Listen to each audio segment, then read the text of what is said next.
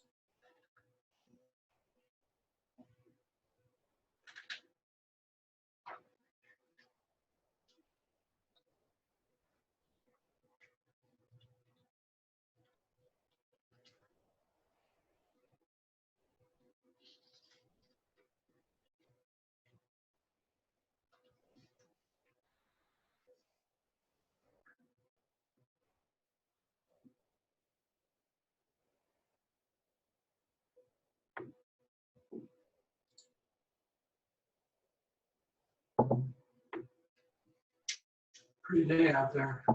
It is.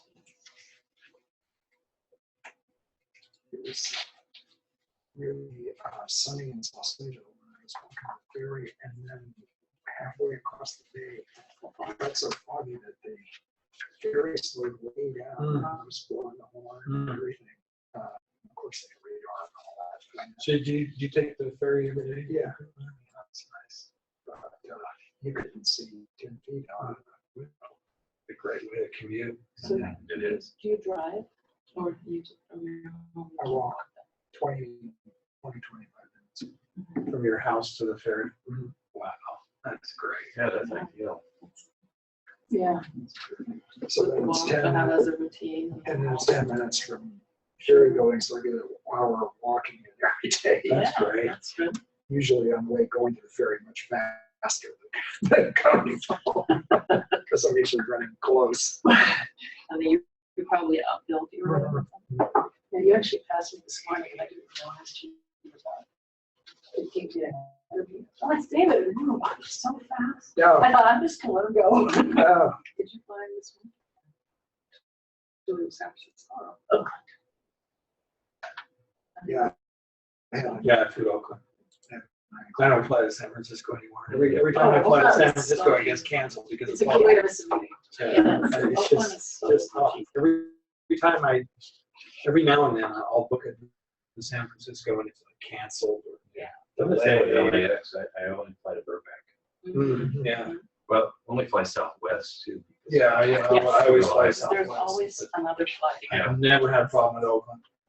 And now that they have the flight going right to the airport, so it's great. Our Mewtwo's awful. Okay, it's now 12 noon, so we'll start right here momentarily. I wanted to welcome everybody to our first webinar of the 2016-2017 education program for the California Preservation Foundation. My name is John Haber. I'm the Field Services Director for CPF. And this webinar is entitled Sputnik Science and Engineering Buildings, Bane or Boon. I think the focus is also beyond just science and engineering buildings, but institutional buildings as well. I encourage you to become a member of CPF and enjoy the benefits and educational discounts that come with membership. Information on membership can be found on our website at californiapreservation.org. The California Preservation Foundation is a membership-based, not-for-profit organization whose mission is to provide statewide leadership in education and advocacy to ensure protection of historic resources in California. We've been around since 1977, and we're coming up on our 40th anniversary. The format for today's webinar will have five presenters together speaking for 60 to 75 minutes, and we will close with a 10 to 15-minute question and answer period. You'll notice on the top right, left-hand side of your screen, there's a chat box option. If you click on that option and you comment or ask your question, we will moderate that for the end of the presentation. If you have a question at any time, you can also click the raise hand button. This alerts us that you'd like to ask your question in person, and it allows me to grant you access to voice access to the room and enable your video. So at any time during the presentation, if you raise your hand, please know that we will enable your video and sound. Once your hand is raised, we'll grant you that access and you may ask your question in person. We encourage you to use the moderation period at the end of the presentation to ask any additional questions. There's a full 15 minutes for that period. I'm now going to turn it over to our moderator today, David Newman. He's the founding principal of New Campus Planning. David Newman is a fellow of the AIA and has been in practice for quite a while. So David, you're up. Quite a while, thank you, John. Welcome to everyone and good afternoon. Thank you so much for joining us. Before I ask the other panelists to introduce themselves, I'd like to mention that we've actually, the five of us, done a version of this presentation to the Society and College and University Planners International Conference in 2015. We received very high marks, I would add, from feedback from that. And when John asked us if we were interested in doing this again, we said yes. And of course, we took the opportunity to refine the presentation and bring it up to date. But I did want you to be aware that there will be a number of examples of university and college buildings that are being used in this presentation, and that's one of the reasons why that is so. But of course, these sort of buildings were developed for other institutions as well as by private sector developers, and so the relevance of this topic, I think, is fairly universal for that set of buildings that were built in the 60s and 70s of the last century. With that, I'd like to ask the panelists to introduce themselves in the order that they will present, and so start with Steve. Good afternoon, I'm Steve Farnett, founding principal of Architectural Resources Group.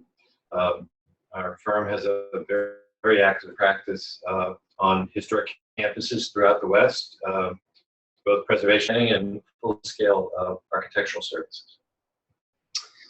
Good afternoon, I'm Glenn Berry. I'm a principal with Design for Science. I'm an architect that specializes in laboratory design. And many of the projects that I work on are renovation of older buildings. And I'm going to show you a case study this afternoon of a Sputnik era science building that was renovated. Good afternoon, I'm Simi Nasser, principal with Forel Elsesser Engineers. We're structural engineers in San Francisco, and our firm, myself as well, have had a lot of experience with evaluation and retrofit of existing buildings, including many historic buildings in both California and other places in the nation. And I'm Lisa Matheson. I'm an architect based in Pasadena, California. My career has been very much about working on sustainability in the built environment. I've worked with cost planners and with engineers, and I'm going to be talking about the energy cost and carbon implications of doing renovations to Sputnik era buildings. With that, I'd like to give a little bit of background, starting with, of course, the agenda. This is how we are going to organize the presentation today.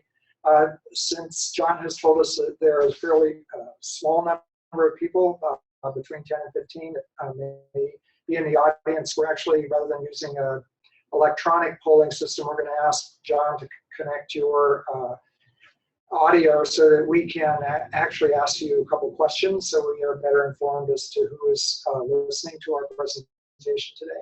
And then we've ordered the perspectives, as you see. So we're looking at obvious things like historic significance, the flexibility of program within these structures, code and structural issues in general, and then performance. In this case, we're focused on energy. And then eventually we are going to get to an evaluation methodology that we will share with you as well. So as some background, these are the sort of learning outcomes we would hope to accomplish with you today. Give you an idea of why these buildings could be, not all of them are, but could be historically significant. How to look at adaptive reuse of these facilities and give you examples of those, and we'll give you one in depth. Look at how to retain these facilities and what their outcome might be in comparison to new construction, including energy and structural performance. And then again, give you an idea of how to incorporate qualitative and quantitative issues in a comparative fashion.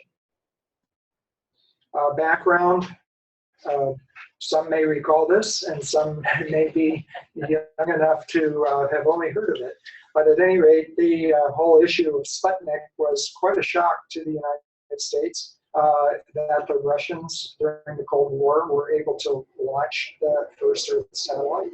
And it brought on a significant amount of attention beginning as early as you can see, 1957. Of course, President Kennedy made the commitment to put man on the moon and bring them back within the decade, beginning in '63. And thus began what was called, and still is in history books, the space race. Of course, now we're looking at racing to Mars as opposed to the moon, but similar attitudes. This prompted the notion that the National Science Foundation needed to create new university facilities, particularly because of the crisis, but also because the baby boomers were arriving in record numbers at universities and were overwhelming the existing science and engineering facilities. So it went so far as significant funding, both for new and renovation as early as 1960, and then focusing particularly on new construction from '62 on. And of course, there still is a Higher Education Facilities Act, although it has not been funded at the levels that it was in this era. So I'm just going to give you a couple examples, actually three, one from the east. 1973, and this building was originally a biology building and was renovated and adapted to biology in the current century. And so this building, as you can see, is fairly significant, and those of you that are architects have probably heard of Hugh Stubbins and Associates. Likewise, Harry Weiss, and this is another very large building, although looks quite a bit different, at the University of Colorado Boulder, and of course is designed in the campus vernacular, but clearly a modern building. And this is one close to where we're sitting today, by William Worcester at UC Berkeley, and this likewise has been renovated and is and seismically upgraded, as Suneen will mention, and is still utilized as a chemistry building. So I think what we try to do in these three examples is make it clear that although there's the potential for adaptive research and downgrading the category of use, for example, going to all classrooms and offices where it once held science, we're going to show you a lot of science buildings that really continue to carry on that activity into the 2016 and beyond. So this is when we had done a polling system. Our audience at the Society of College University Planners was well over 100. But in this case, we asked John if he would enable your microphones if you have them turned on, and if you could introduce yourself. We had 4 questions for everyone that's online. What's your professional background? Who are you representing? Do you have a current Sputnik era building that you're concerned with? And even if not, or if you do, what are you thinking would be most concerned with of these 5 options? So John, I'm going to turn it back to you, if you will. Okay, and just to be clear, I'm going to do this for one person at a time, just to ensure control of sound. So I've started with, I think, the city of San Diego, and my understanding looking at their profile is that their microphone is not enabled, and I tried unmuting it, and it doesn't look like it's enabling. So I'm going to move on to the next one. Maybe they can write their answers in. Yeah, and if anybody would like to use the chat box, that's another option. So just let us know where you're coming from and who you represent and what kind of Sputnik era issues you may be having. The second person I've unmuted and added as a panelist is just AH, and I'm wondering if they could speak up. I think they may be enabled. Oh, you are. Yeah, can you hear me? Yes. Yeah, yes. So my name is not AH. My name is Garrett Route. I'm an architectural historian with Great Northern Resources, which is based out of Monterey and Sacramento. I'm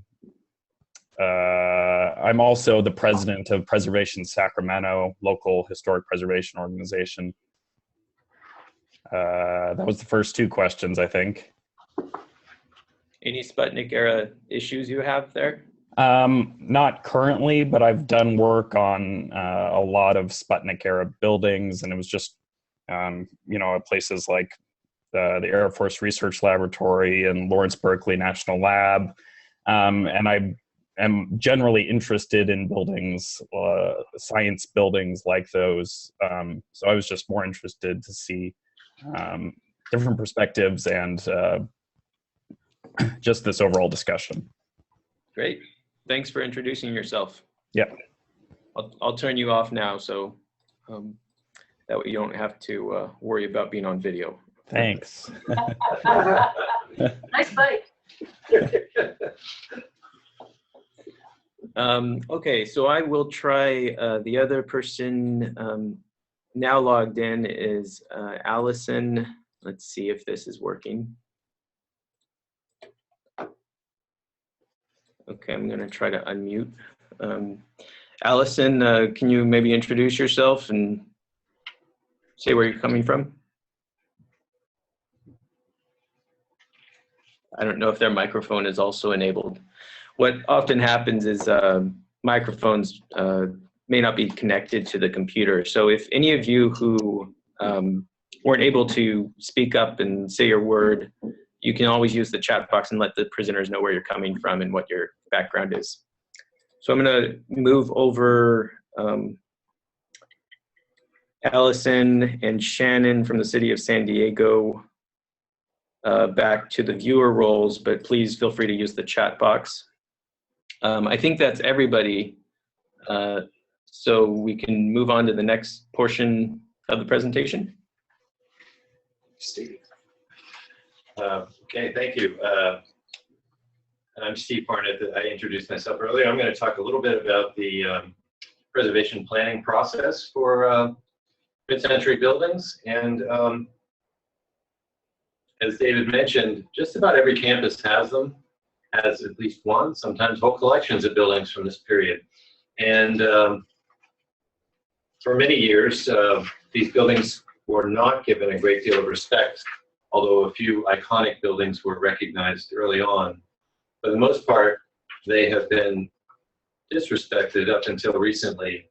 Now they're coming of age, and just like any other generation of buildings, we're realizing that the mid-century generation is actually a rich legacy of design. Some of the buildings are iconic. Some of the buildings are sort of workaday and perhaps not so worthy of great deal of historical respect. But the first step in any project is to begin to understand what it is that you're working on. What is the object? What's the significance of it? And so, next slide, please. Most campuses have, at this point, a survey of historic buildings, but many of them have not updated their surveys to include the latest generation that has just turned 50 years. And in some cases, some campuses, as they have updated their survey, have discovered not just one building, but a whole swath of buildings that really was an era that deserves recognition, and in some cases may be a historic district in and of itself. So the importance of doing a survey or updating a survey is critical to campus planning to understand for all the designers and planners what it is that you're working on. And that survey should include historical context that describes the period and the thinking that went into the buildings, why they're significant, if they are, and what level of preservation should be anticipated for them. Okay. And maybe a little different from other buildings, science buildings have the overlay of not only being perhaps important pieces of architecture and design, but frequently important things or important people were associated with those places. Either great scientific discoveries may have been made, or important scientists may have been associated with the buildings. Understanding that and recognizing it early in the design process is a very important thing. One other piece to the research phase, which is really what I'm talking about here, is that with mid-century buildings, there's the additional potential or benefit in that sometimes the design teams or administrators who were involved in these buildings are still alive. And so there's a whole nother layer of potential rich information that you can get from the research phase. In addition to people, the documentation is usually better than what we're used to seeing from 19th century buildings. So there's a lot of potential for the research phase, and it's very important that universities be willing to invest a little bit of money in really looking at what they have, understanding what they have, and allowing that to help educate or inform the programming and design process for rehabilitation. So once the buildings are identified, and as I mentioned, some are already iconically known. Upper left is Richard's laboratory in University of Penn, but many others perhaps are also very important just in terms of their architectural history, some perhaps less so, but in all cases, once they're identified as resources, the standard that needs to be followed, ideally, would be the Secretary of the Interior standards for the treatment of historic properties. Time-tested set of standards to base design decisions on in such a way that historic character is not lost in the process of upgrading a building. Within the Secretary standards, there are different treatment approaches, from preservation to rehabilitation to restoration or reconstruction. For the most part, maintenance techniques should fall within the preservation treatment approach, but more involved upgrades of building systems or reuse or reprogramming of buildings, seismic upgrades should all be using the rehabilitation treatment approach for those buildings. Implicit in using the standards is coming up with a list of what the character-defining features of that building or those buildings are. And those character-defining features are critical to being preserved in order to, in the project, in order to maintain the historic character of the building. Every building has different features, but mid-century buildings, there are many exterior features that were part of the vocabulary of the design, from very carefully crafted wood concrete window assemblies to precast or cast in place concrete window walls and canopies to very delicate steel lattices. And these are just sort of exterior elements. It's important to note that the interiors also contain or may contain very important character defining spaces and features. Waffle slabs, exposed concrete finishes and textures, continuous spaces all may contribute to the building's importance and need to be preserved in thinking about the reprogramming of the building. Stairways also, stairways and circulation systems frequently have a high level of design. Thanks. One thing that buildings of the 60s all seem to have in common was a general disrespect for the energy performance of the building. The energy was cheap. Buildings were built in ways that were transmissive of energy. They really didn't spend a lot of time trying to keep the energy inside. And so all of these buildings, in looking at them today, deserve a full energy performance upgrade.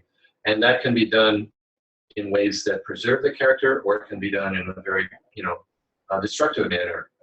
It's very important that you understand the assembly of the exterior skin, and you find ways to upgrade its performance without changing the visual character. In this case, a very delicate window wall, huge plates of quarter-inch glass, which didn't meet code, in addition to not having any energy performance, had to be upgraded to insulated code compliant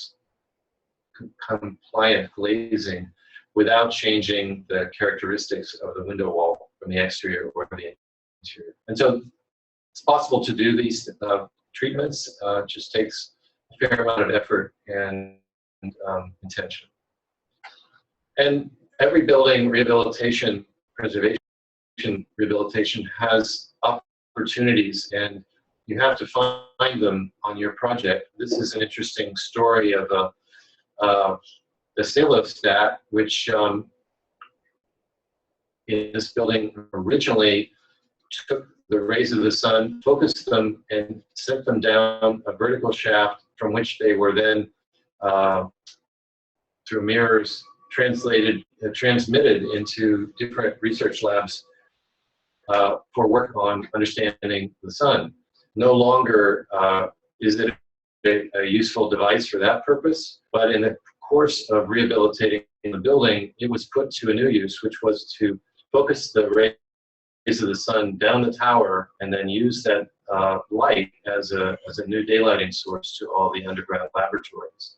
It was a win-win for both preserving a really interesting piece of equipment, but turning it into part of the performance objectives of the building.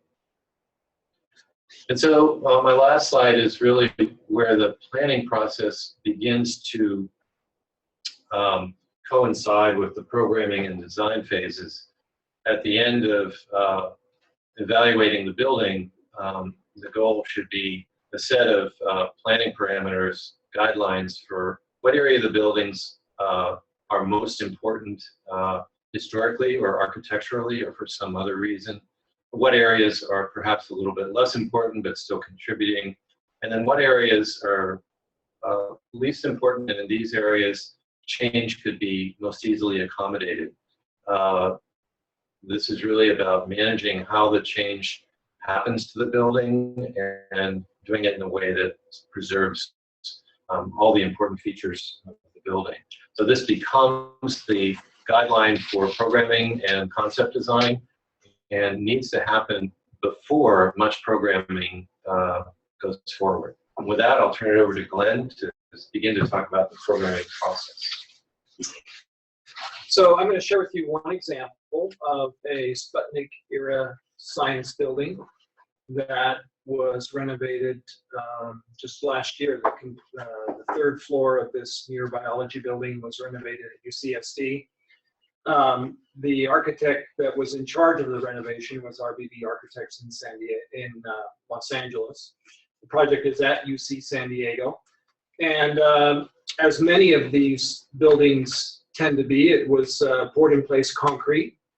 Poured-in-place concrete is a great structural material for science buildings because of its inherent vibration attenuation characteristics, which is always important for science labs.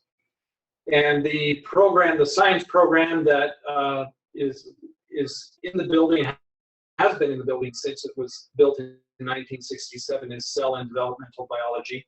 And so we were renovating existing space on the third floor to current modern biology research laboratories. This is a quote from John Stewart, who is the founding dean of Muir College at UC San Diego, that I thought was very appropriate for the context of this discussion. He said, "I believe buildings have a radical influence upon living and learning. I am thinking not just of their operational efficiency, but of attitudes, what stays in the memory, and the releasing and directing of intellectual and creative energies." And his vision is apparent when you look at the science buildings that were built on the UC San Diego campus during this era. So this was the context of what we were dealing with. This is a photograph of a lab that had never been changed since 1967. What was then 49-year-old labs, now they're 51-year-old labs. Relatively low floor-to-floor height, 12 feet, which is very common for this type building type. There are others that have higher floor-to-floor heights, but the 12-foot floor-to-floor is very common for a 1960s era Sputnik building, for a science building. They had grossly inadequate equipment space.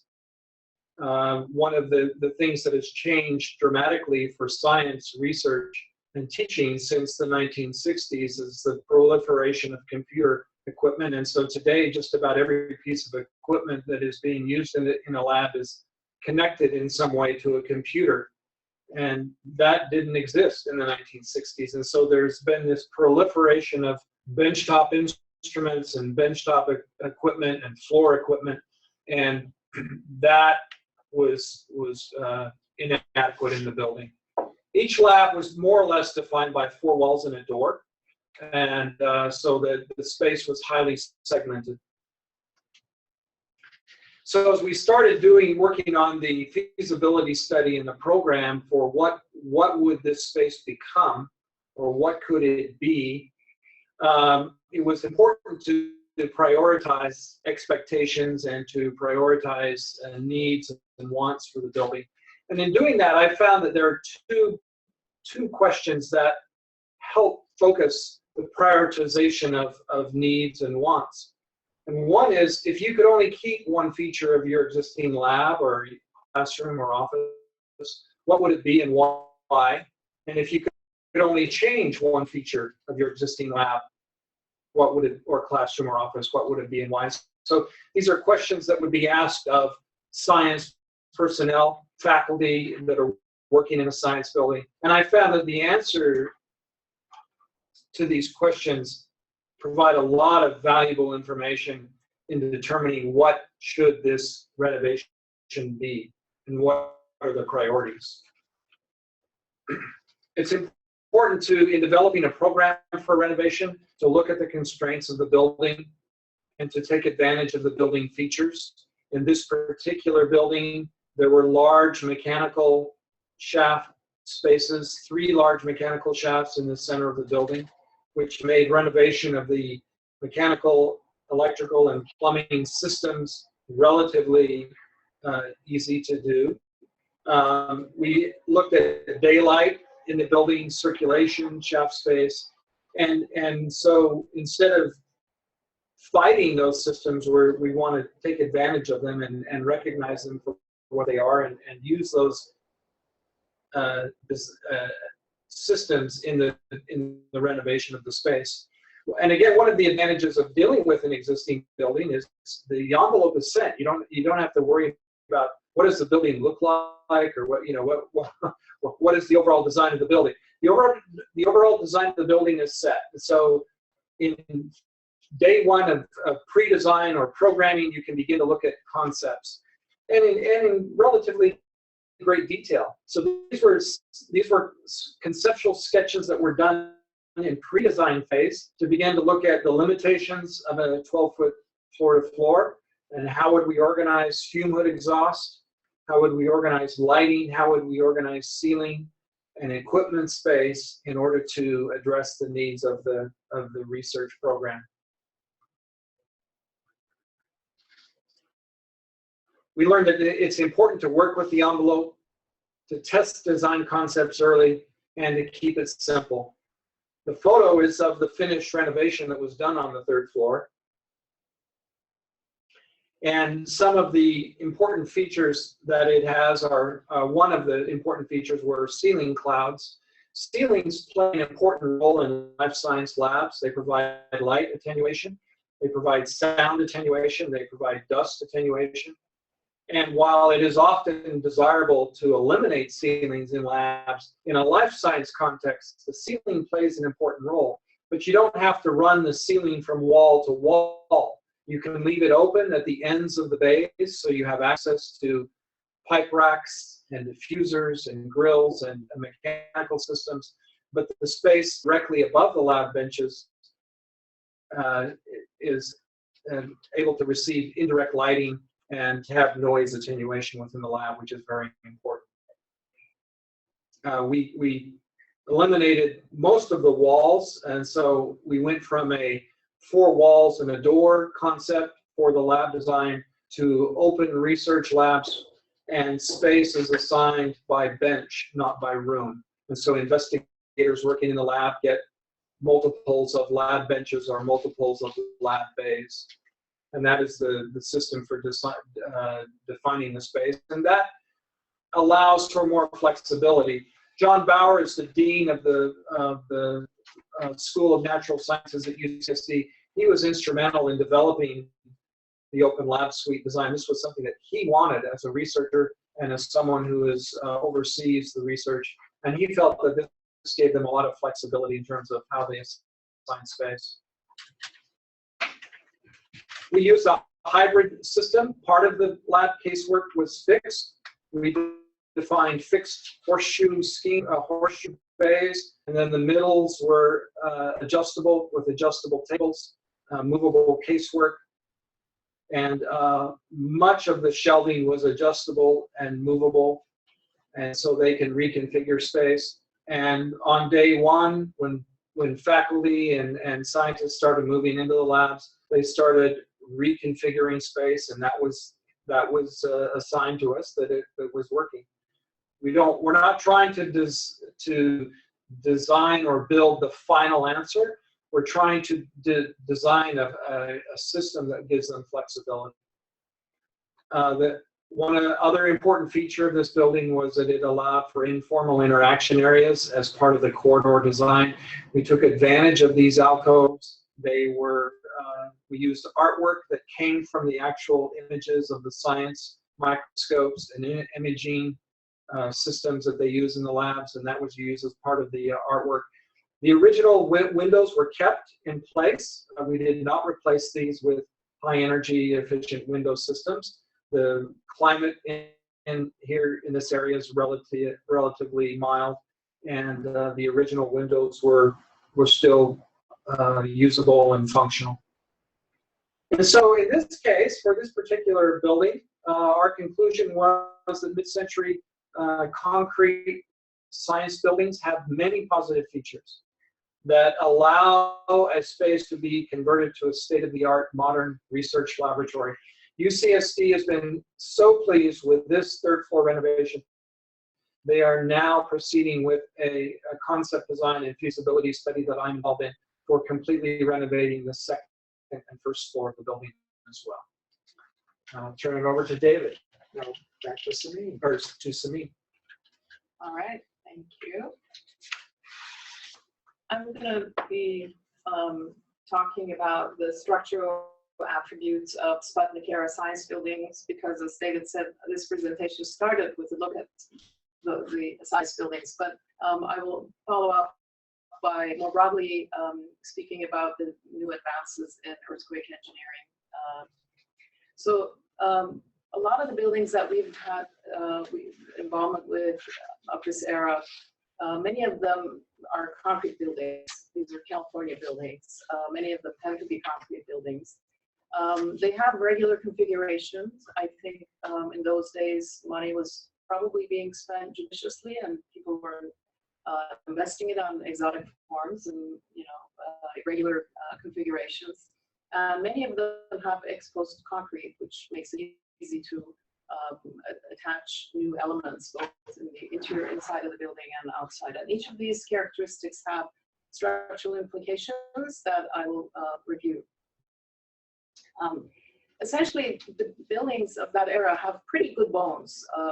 As Steve and Glenn mentioned earlier, many of them have pretty robust floor systems, walk-in slabs or one-way joist system that are pretty strong.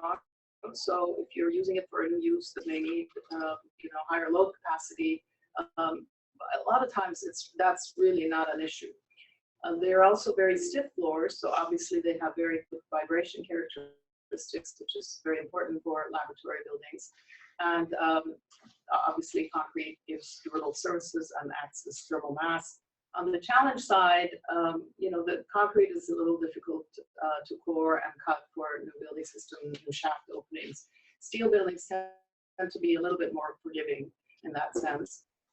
Concrete buildings have, unforeseen rebar conditions because it's all hidden, and unless you get into it and expose it, you're not going to know exactly what you're going to encounter. So that creates an unforeseen condition. The same attribute that makes it conducive to good laboratory buildings also works against, unfortunately, in high seismic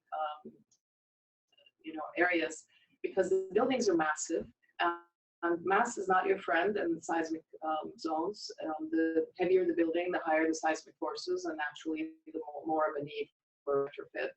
And also, concrete buildings of that era tend to be non-ductile concrete buildings, and non-ductile means that when they go through an earthquake, they don't resist the earthquake loads in a ductile manner. They fail in a more abrupt and a more brittle manner, which is not desirable. And nowadays, we don't design concrete buildings that way. So, unfortunately, that aspect of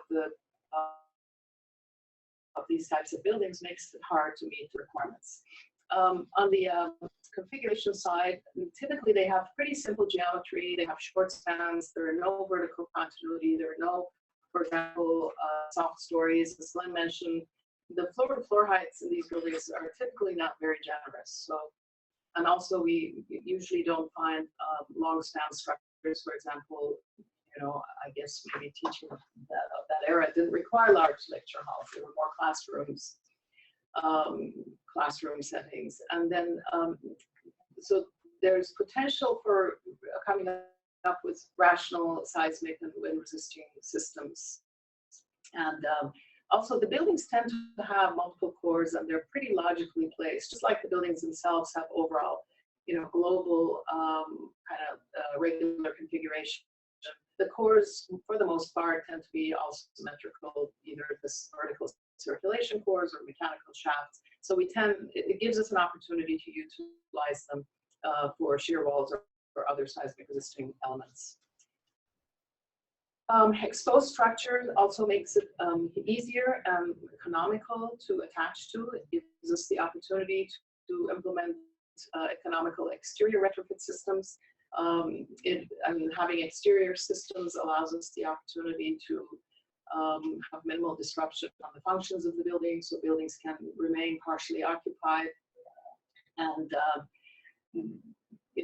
obviously limit the need for search space. So examples are these are three buildings from UC Berkeley. In the 1990s, when the university went through a seismic evaluation of all of their buildings on the UC Berkeley campus, these three, amongst others, were identified as having very poor seismic characteristics. So these were evaluated at the time and seismically retrofitted. And the university had very limited funding, in this case provided by FEMA. They didn't have search space. They really had to keep these buildings occupied. So all three of them employed exterior retrofit systems. The one on the lower right is Barker Hall that David showed earlier. It utilized architectural concrete, exposed concrete shear walls. And the one on the upper right has a combination of moment frames as well as shear walls in each of the two directions. And Hildebrand Hall employed a combination of concrete shear walls and buckling restraint brace frames, all of which were applied externally. So again, the buildings remained partially occupied during construction. So with that, just to summarize, again, exposed structures gives us the ability to connect to pretty easily. Utilities are exposed. It's easy to coordinate when we're adding retrofit elements. There's no or limited need for strengthening of the floors themselves. Retrofit systems with external elements allow us to keep the building partially occupied during construction, therefore limit the need for search space. Structural retrofit, obviously, always less expensive, and more importantly, it is more sustainable than demolishing the buildings and building new ones, and definitely has the lower carbon footprint. So those are the advantage. On the challenge side, renovation of these buildings often triggers seismic retrofit, mandated seismic retrofit by code. And as I mentioned earlier, the mass of the building, causes the need for more seismic retrofit elements, and the difficulty with the flooring and cutting up for introducing new building systems, and triggering other code upgrades such as ADA and fire and life safety, which is part of the game. So. Now I'm going to talk about a little bit more broadly, what is that balancing act between preserving historic resources while keeping them seismically safe? And talk about the recent advances that I think gives us more latitude when we are evaluating these buildings and when we are coming up with retrofit solutions. The advances are generally in two areas. One is the analytical tools that we have these days, and the other is the guidelines and standards that we utilize. Analytical tools, nonlinear analysis is not a new concept, but we now have more commercially available software, for example, that allows most engineers to utilize it for having a more in-depth look at the structural and seismic behavior of buildings. Whereas the linear elastic analysis tools give us a good indication of the global seismic behavior. Nonlinear analysis tools gives us the ability to look at each component, and then as a result have a more reliable way of assessing the existing building capacity and give it as much credit as it deserves, so that when it comes to augmenting it with new elements, we can be more targeted, and we can have solutions that are less invasive and more economical. And all of this can be done more reliably when we have these tools to kind of look deeper into the structural characteristics of the building. The other kind of recent advances, whereas California Building Code is a prescriptive code, and other codes too, national codes are prescriptive. American Society of Civil Engineers has a seismic evaluation and retrofit standard. It's a national standard, accepted nationally and used a lot in California. It's called ASC 41, and it's a performance-based approach. So what do we mean when we're talking about performance-based? Basically, what we're talking about is the ability to pick a seismic performance objective for various earthquake scenarios. So this kind of gives the owner a menu of choices. And the performance objectives that are in the standards and are often discussed are operational, immediate occupancy, life safety, and collapse prevention. So once one decides what performance objective you have for what earthquake scenario, then you use the nonlinear analysis tools to analyze and validate whether or not you meet those objectives. So that's, in essence, that's what we mean by performance-based design.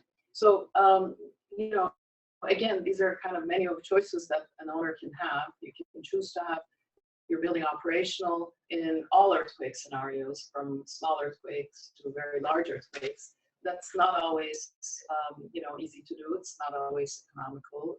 Obviously, you have to have a very robust building to achieve that goal. But you can have that goal for smaller earthquakes. One can say that I want to have my building operational in a small earthquake, but all I'm worried about in the large earthquake is that my building is safe and the occupants can leave the building safely, or anywhere in between. So again, operational means that you can come back to your operations essentially the next day after an earthquake or immediately after.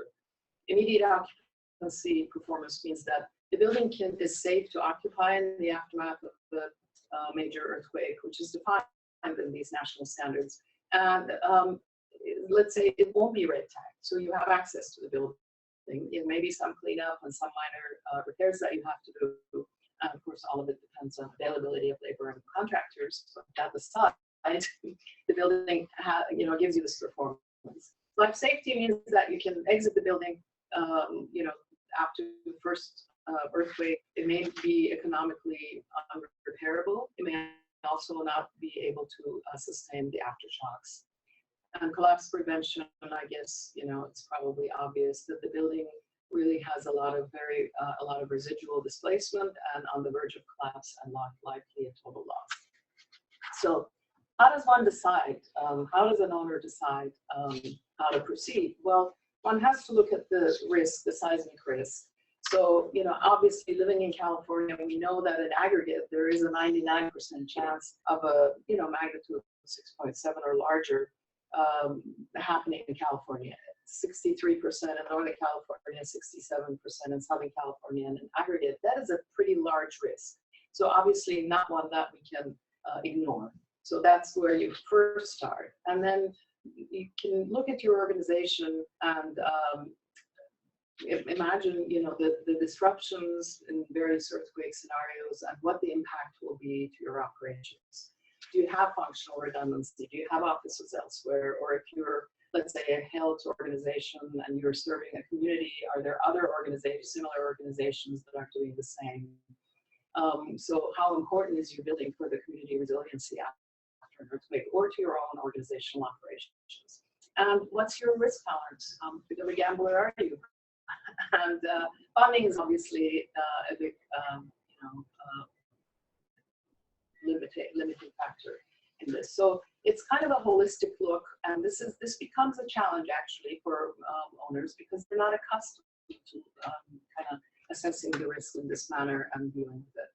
So again, in the context of performance-based design, one has choices. Obviously, the code defines the minimum standard that one must have a life-safe building in what's indicated as rare or earthquake, or an earthquake that has a 475-year return period, or sometimes you hear an earthquake that has 10% probability of occurrence in 50 years. So that's the minimum standard, but you can start there, but you can also say that you, for example, want to have your building to be immediately occupiable in a rare event. So if you can afford that, if your organization can afford that, if you can afford the disruption when you're evaluating the building to that level, then those are choices. So not all structural systems are able to provide the level of performance that you may desire, but that's the job of structural engineers, and that's what we need to help with. So what are the challenges with performance-based design? I think, as I said earlier, it's an unfamiliar territory for most owners. You know, they can no longer just say, you know, give me a code compliant building, because that's easy and they don't have to think much harder beyond that. So what is the basis for their decision making? And the fact that many of them are not conversant in risk language. Some may have risk groups, larger organizations, others don't really know how to get their arms around the earthquake risk. It's a non-familiar territory for review agencies as well. Because reviewing a project like this requires a special expertise, both on the analysis side as well as using the standards. Sometimes they defer to third-party reviewers. And we, as the community of structural engineers, also are challenged with not having the communication tools to effectively communicate to the owners and help them navigate this whole process. How do we explain fragility or energy dissipation or inelastic deformations in terms that are understandable to lay audiences? Because these are the terms that we have to now convey when we're no longer in the context of a code compliant building. We also cannot defer just to the code. So just going forward, we're on the right track with performance-based design, especially for historic buildings, but all buildings in general. It's constantly evolving, but we still need to expand the experience base. Not every engineer is equipped to either work on the analysis side or the body of experience to help owners with the process. Also, oftentimes we as structural engineers are kind of looked at as being the only ones to be the emissaries of seismic performance and being the communicators. But because this touches broadly the whole issue of risk and risk mitigation, I think architects and other advisors like owners, representatives, or project managers have the responsibility to also learn about performance-based design and be able to communicate and be the advisors that they are to the owners. So as a group, we need to develop better communication tools, and we also need to be able to relate the risk to the dollars and cents, because most owners understand that language if they don't understand the language of the technical language of seismic risk. And we do have those tools nowadays. We can actually quantify either in terms of annualized losses or scenario-based losses. You know, what would be my annualized loss or my scenario-based loss, let's say in a magnitude 8 earthquake in, near my site. We are able to quantify that, or downtime. And these are obviously statistically based type of analyses, but it's still a pretty good tool. Now, outside of the time frame that we have for this presentation, but we do have those risk analysis tools these days, and maybe that's a subject of another presentation. So with that, I'll turn it over to Lisa. Okay. So I'm going to talk, to some extent, I'm going to hopefully pull on some threads that got put forward by my colleagues here. But I want to talk a little bit about performance, potential performance of these buildings and Sputnik era renovation projects as compared to new construction projects in terms of their performance. And I'm doing this from projects that I've worked on from an MEP, so looking at the building systems in the buildings. And talking about the performance, potential performance in terms of energy, in carbon as a kind of good metric for sustainability overall, and then a little bit about cost as well. One of the first things that you might think, looking at a 1960s lab building, having heard some of the concerns about low floor heights and layout, Stephen actually was very eloquent in pointing out that often these buildings were built with absolutely no concerns for energy use. So how is it possible to take an older building and actually make it function as you need it to programmatically, but also perform to the levels that we would expect now in terms of energy use? And so to look at that, we're looking at a comparison of a new building and a couple of older ones. The two right now that I'm going to talk about, on the left, you have Gilmer Hall, UVA, a chemistry building built in 1968, and then renovated in the buildings, like 2010, right, David? 2013, to be a chemistry building again. And then the Venture Institute, which is a recently completed building on the campus of UC San Diego, which is actually the first net zero wet lab building ever built. So these are similar buildings in terms of the programmatic uses. They're both heavy labs, but one is an existing building in Virginia and the other one is a new building here in California. So looking first at the Venture Institute, these are a couple of diagram sections showing you some of the approaches that were used. First of all, there's looking at the massing, orientation, and envelope of the building, which clearly is not something we can do with a renovated building. But some of the principles that you might take into account here, on the upper left, we have a section showing on the right, the sort of tan orange part of the building is the wet lab, and on the left are the offices. So the first thing that's been done here is to separate those two programmatic areas.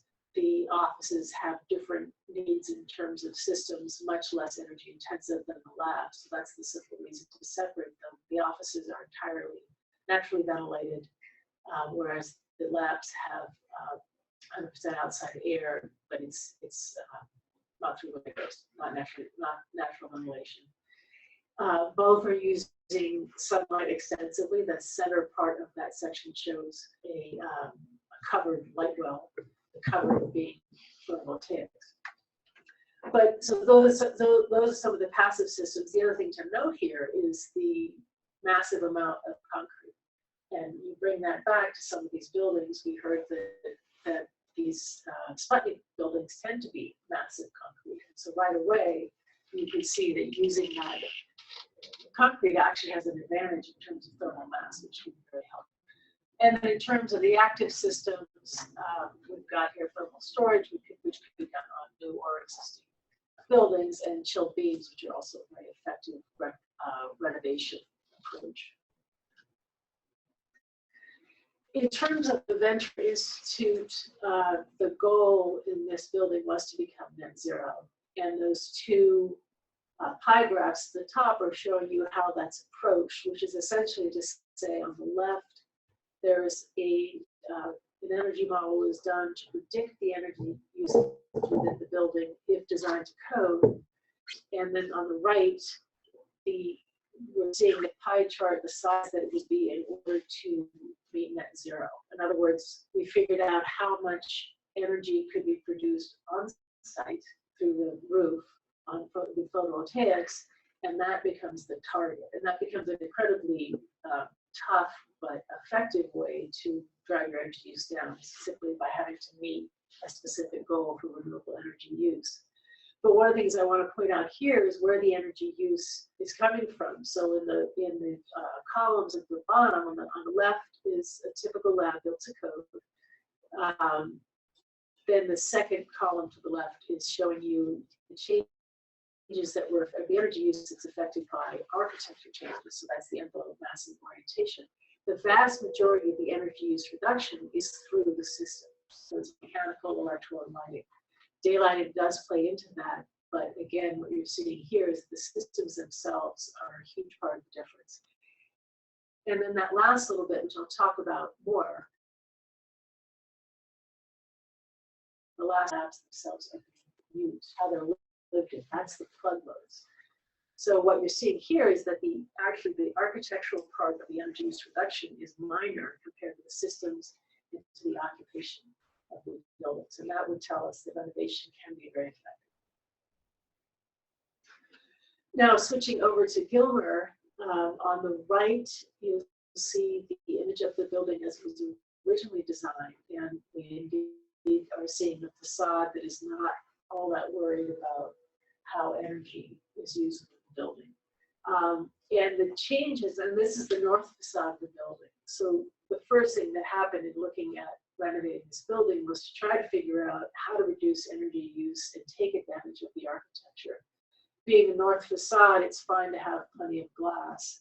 And the determination was made in this case that although this was a historically significant building, we're replacing those screens with glazing would be fine and appropriate. I'll just add, since I was at the University of Virginia while this project was being designed, that those are clay tile screens, and there actually is glazing behind them in the photo on the right. And they were becoming structurally unsound and were having to be removed. So the decision was to not replace them in kind because, frankly, the users didn't really like the quality of light that was coming into their offices and labs. They had become, over time, significant locations for bird nests and the like. And we felt, and it was decided that it was keeping with the building's original design by keeping the bay sizes and emphasizing those and restoring and maintaining other features on the building, that the energy savings and the aesthetic from the interior was vastly improved by not replacing these structurally unsound screens. And so that was part of the decision process. Yeah. And one of the things that's nice about that I would like to emphasize is that with these buildings, you want to think about what the particular case you have, what advantages you're getting. So in this case, having hollow clay tiles, which you run into a lot in California, being a structural issue works in your favor because, in fact, you didn't want the better for energy, and you have a structural problem you can keep. Across the top are different images of playing with that facade. There was quite an effort put into figuring out what the appropriate facade treatment would be. And those are images of different kinds of modeling that was done to look at light penetration into the spaces as well as heating, direct sunlight. And that would be, as with a new building, incredibly important to do that very carefully and very thoroughly early in design before settling on an approach for the facade.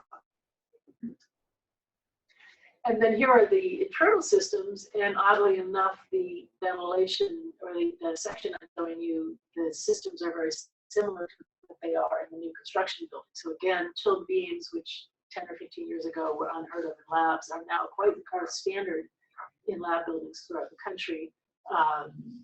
And then again, there's the concrete structure. In this case, we have perimeter radiant heat, which is not really a necessary thing in California. The dedicated outdoors is pretty typical systems. And then here we are with the energy use intensity of these buildings. So energy use intensity describes energy use in terms of energy use per square foot, which is how we would want to compare these two because they're different size buildings. On the far left, we have what a typical existing wet lab building built in this era would be somewhere around 450 kBTU per square foot per year buildings. That's pretty high. Typical, which would be new, is more about between 300 and 350. Benchmark would be, I believe that's to code in California, so it's a pretty tight code. And then we have where Gilmer comes in on the far right, Venture. So Venture is quite low. It's a little over 50 UI, which is spectacular for a wet lab. It is in California. It is trying to reach net zero, so it really pulled out the stops to try to go there. I've also included a project at Amherst next to Gilmer. Amherst is in a tough climate. And it is a similar lab building. We didn't have a goal of reaching net zero. And what I want to point out here is a brand new lab building is a little under 100 EUI, just like Gilmer, which is an application. So that's a fantastic comparison in the sense of saying that yes, you can compare a renovation to a new construction. And here's another look at the different approaches or the different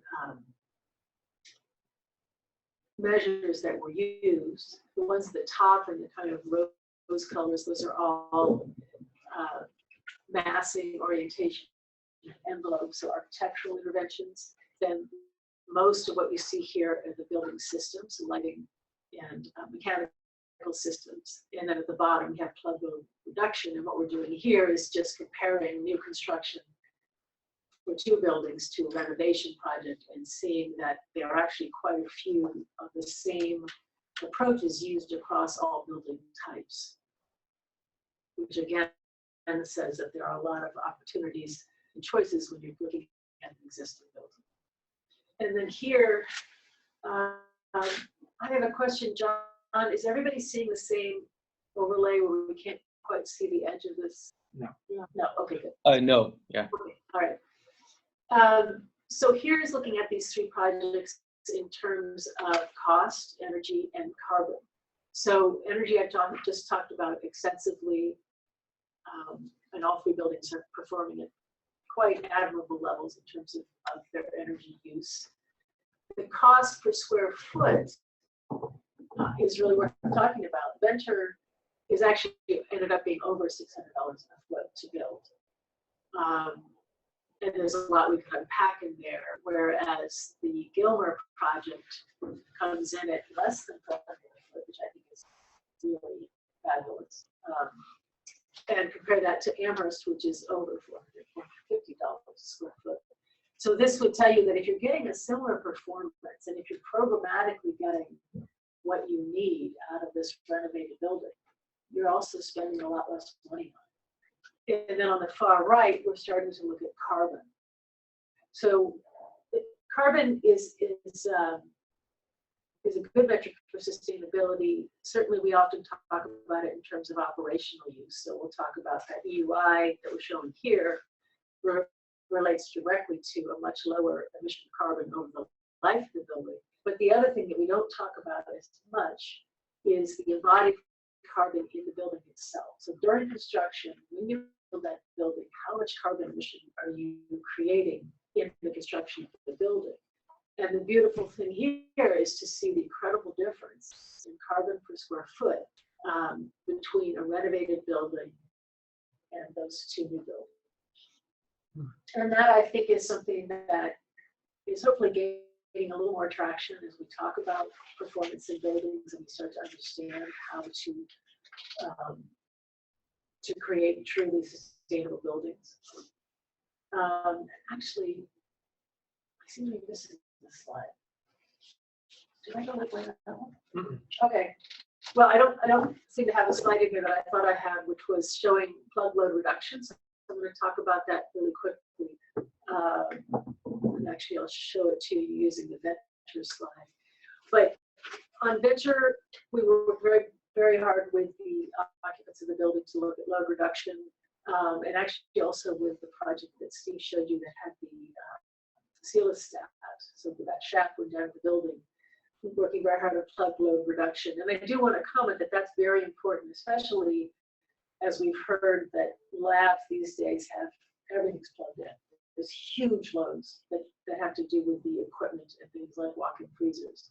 So you really do have to work with the occupants of labs to figure out what their plug load is and how you can reduce that. Some of it's quite simple, like centralizing your walk-in freezers, which I think when you talk about flexible open labs, that becomes part of what you're going to talk about.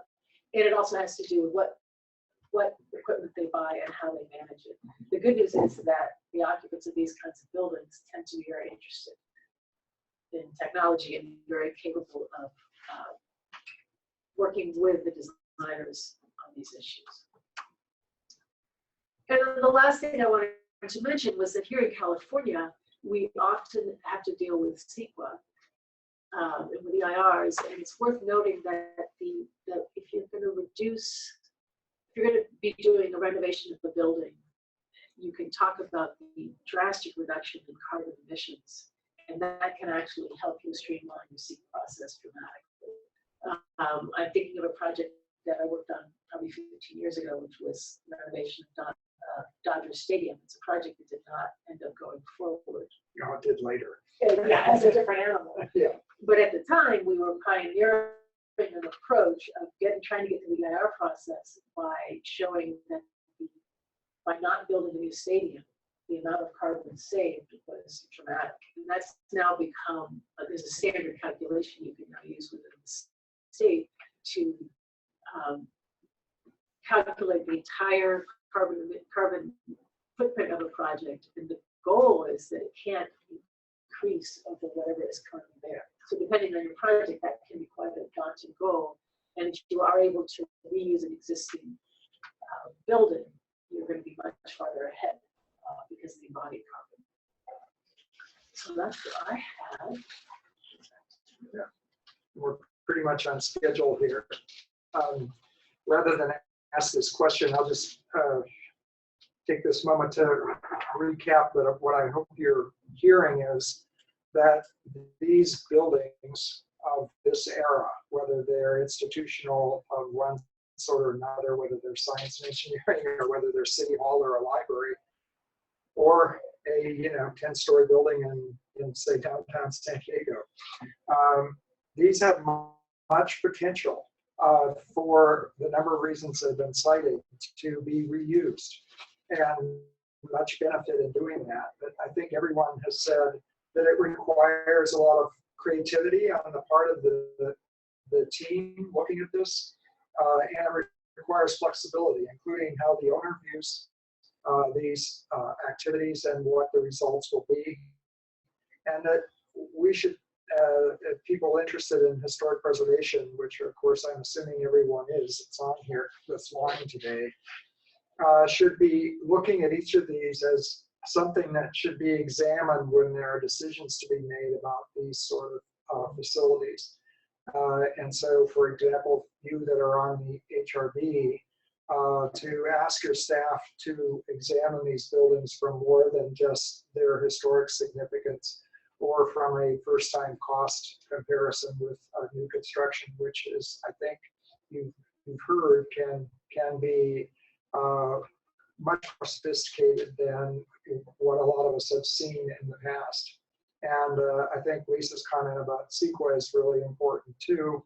One thing I think it would be interesting to know is how we might be able to capture the reuse of these buildings in the cap and trade legislation that exists in the state of California, so that the owner could benefit from actually being able to sell those carbon benefits, which are huge on the cap and trade market. So with that, we're going to just show you one more thing, which is to compare three different Sputnik era buildings. Obviously, they're science related. I chose these examples because John had used Salk as kind of the poster for this webinar, and almost everyone's familiar with it. And then I've been at these two campuses for periods of time and are familiar with these two buildings. And they are different, certainly in their architecture, but believe it or not, they each fit into the context that they're sitting in. So with that, I'm suggesting that, and our team came up with the idea of adapting a spider diagram to just do a comparison in the areas that we just talked to you about. Historic significance, program flexibility, or adaptability, maybe even there's another way to put it. Structure and code, performance potential, and we're talking obviously about the energy performance here, but also expanded to include carbon. And of course, there are lots of different costs associated with that, and the costs of the capital construction. I think one thing we didn't touch on is in some cases, and Glenn mentioned this though to some degree, when you do a phased implementation, there has a cost in doing that as well. The cost of avoided of moving people in and out of the building. On the other hand, the contractor is certainly going to charge more for working in an occupied building than they would otherwise. So cost can't be, again, isn't a simple thing, and I think we've been trying to emphasize that. So with that in mind, we said just simply, let's give 100 points to each of these. 100 is a positive thing in terms of the first four that are listed, and then of course 100 is not a positive thing in terms of cost. So the closer you could get to 0, the better on that end, but the closer to 100 on the others. And just as this is totally arbitrary, but picking that example from UC Irvine, I gave it a score of 50 because of its context. Some of you might argue with that and say it should be higher. Some might say, no, Mr. Pereira should be graded lower on that building. But at any rate, I put it at 50. Program fit actually was around a 60. It's not as good as what Glenn project was because it had some shear walls inside the building that limited it and so forth. So with that in mind, it still had a good performance potential. Sun shading, the glazing was actually in pretty good shape and so forth. And the cost was kind of a midland between new and kind of like Gilmer, in between new and taking the time to do this.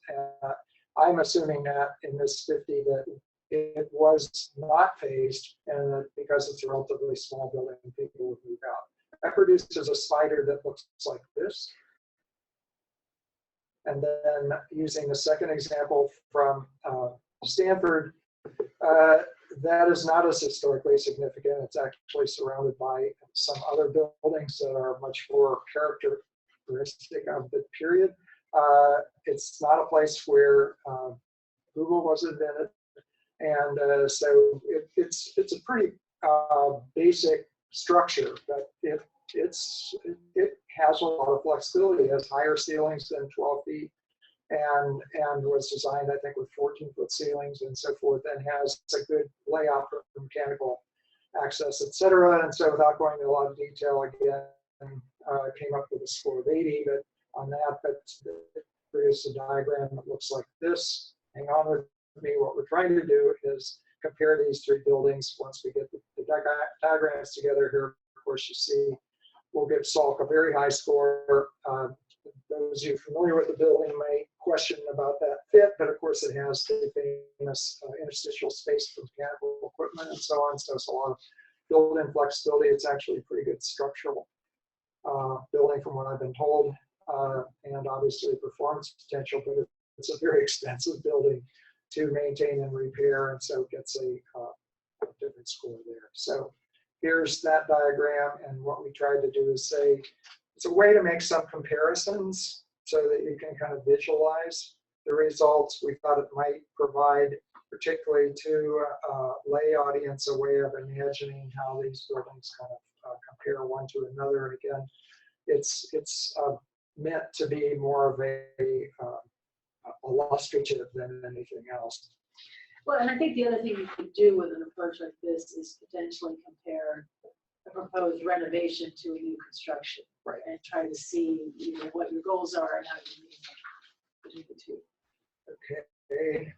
Again, that was what we hope to get across to you today, and we're ready for questions. We see that there are some things already have come online through the chat box, and we'll click on that.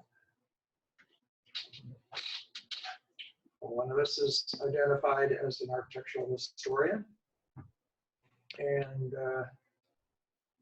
yes, there are a number of these across. Okay. Okay. Upon leaving the room after the Q&A portion, we ask that you please complete the evaluation survey. I think that's from John. That was me. That was me. I think I'll kick it off. We have a number of people in the room, and the comment from Allison kind of leads into my first question, believe it or not. Allison is working on hair documentation for complexes in this period in the Bay Area.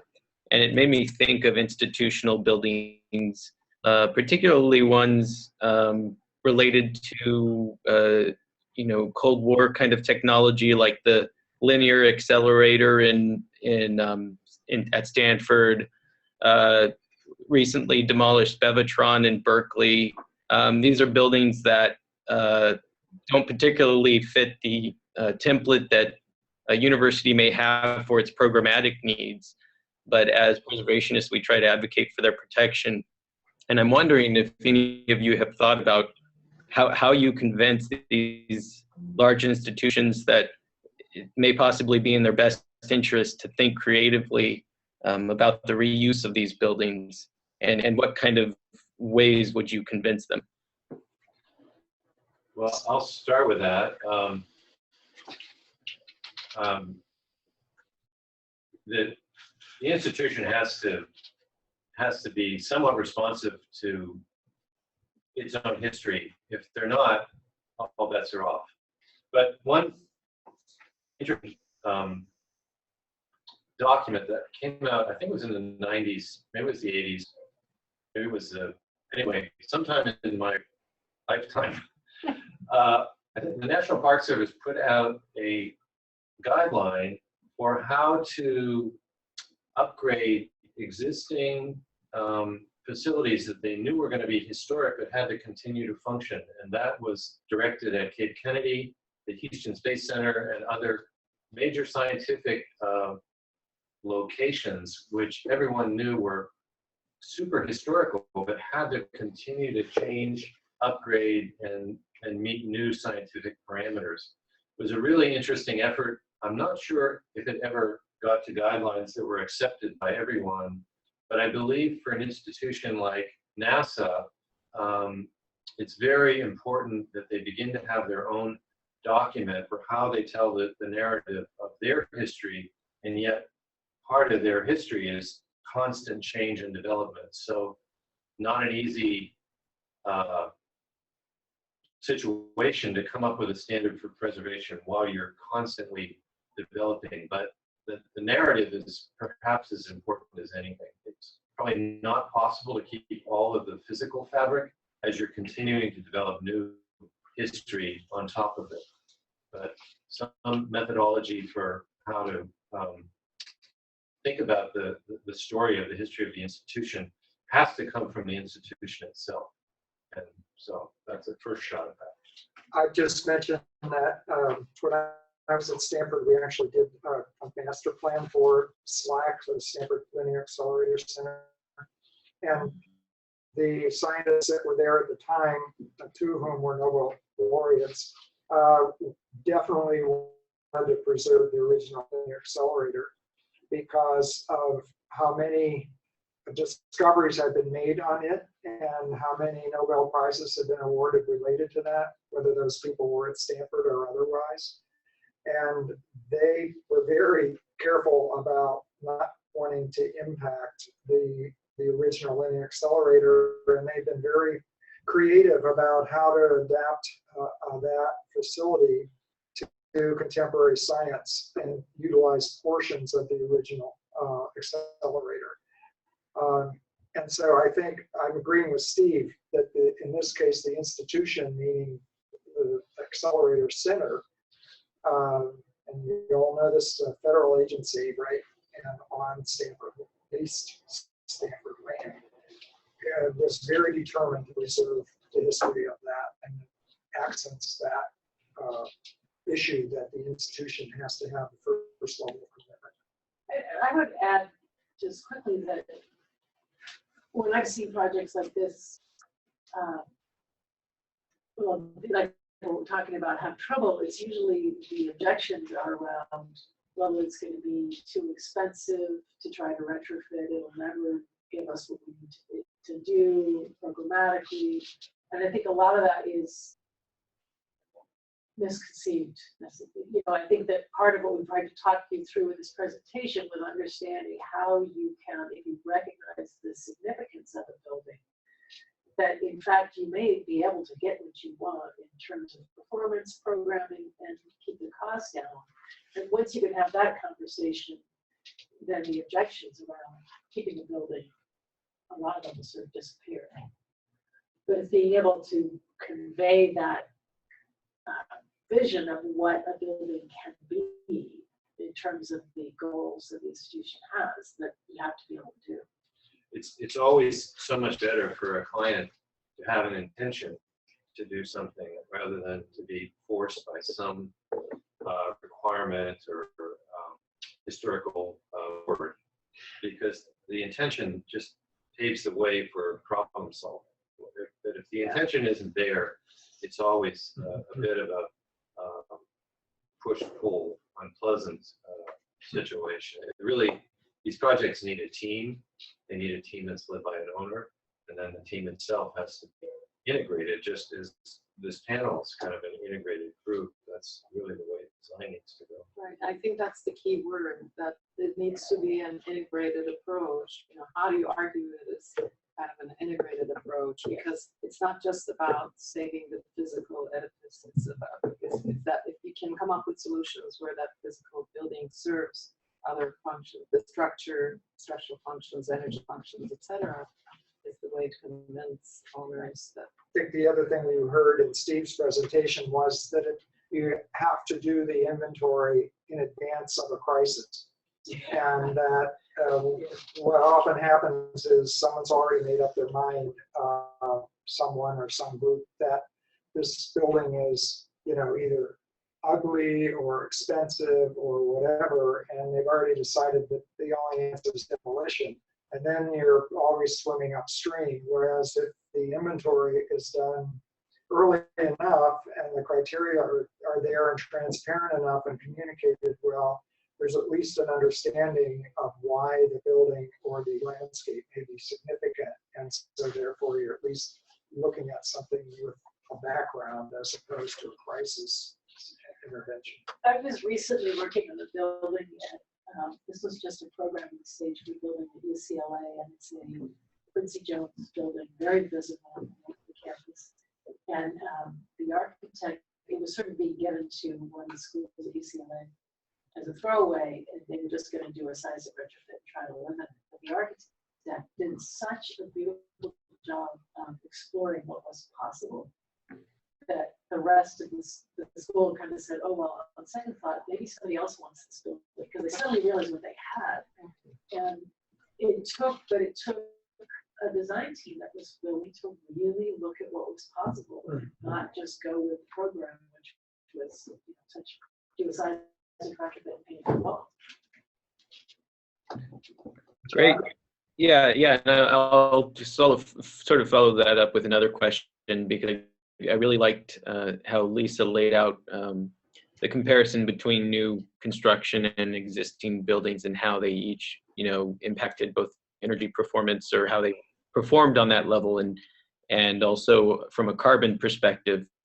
And I'm wondering if I could maybe ask Samin a question related to a more to a structural kind of perspective.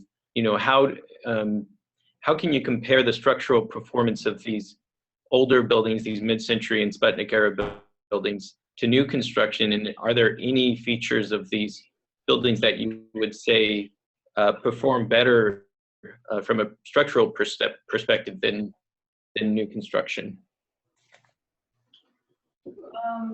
Well, I'm not sure if one can say that they perform better, but at least equal to new construction. I mean, as I said, for example, the fact that the floors are pretty robust, you know, that's an advantage. Seismically, I have to say that unfortunately, because they tend to be, at least the ones that we've talked about and many of the ones that we've encountered, are not up to current standards. So I can't say that they can perform better seismically, but they have the bones and they have a lot of potential to be brought up to the current standards. And the idea of performance-based, you know, the approach of performance-based design and advanced and more sophisticated analytical tools allows us to give the building structure the credit that it deserves, and not have a brute force approach to bringing up to current standards, and rather be more targeted and more thoughtful about it.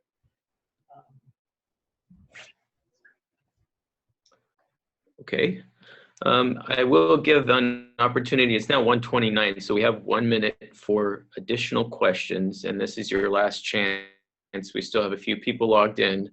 If the city of San Diego, I think it's the Historic Resources Board in San Diego, had any questions, you can type them into the chat box. If Allison, you had any further questions, please also type that into the chat box. We'll hang around here for another 30 seconds or so. For those of you who don't have questions, I will also encourage you to click on the link in the chat box. That link will take you to a survey, an evaluation of today's program, and I send a summary of that to our speakers. So please remember to fill that out. And I wanted to thank everybody for your registration. I wanted to thank especially our speakers, especially also to David for helping organize the speakers and get everybody together in one room. And to each of you, it was an incredible presentation. I'm glad you were able to make it today. But with that being said, I'm going to leave the window open for the webinar so you can take that survey and also keep an eye on the chat box for any final questions. But it is now 1:30, so we can only take one more question if there are any others. John, I'd like to correct one thing I said about the spider diagrams. The lower the number on cost is bad, just like it is on every other thing. Oh. That means the cost itself is high. So in other words, salt got a 10, that's bad because it's very expensive. So I want to make sure that everybody that's interested in that understands that 0 to 100, 100 is best in every case. Mhm. Sorry about that. That's a good point. And I know that teak costs quite a bit, so. Yeah. Indeed. All right, well, we wanted to thank everybody, and I'm gonna leave this window open, but I'm gonna turn off the sound for everybody. Thank you. We have one more slide, John. Do you have control of it? No, you might need to click once more on the slide if you wanted to show that slide. It's, It's Is it frozen? yeah, Frozen? it's credits for all the images that we've shown. We wanted to make sure that we gave credit for all the pictures that we had in there. And so for any of the audience that was looking for that, Oh, okay. they're available. Well, yeah, what I can do is I'll send out the link to the survey, which I usually email to people, and then I'll include in that email a list of the photo credits. It's actually the last slide. Very good. Thank you. Thank you.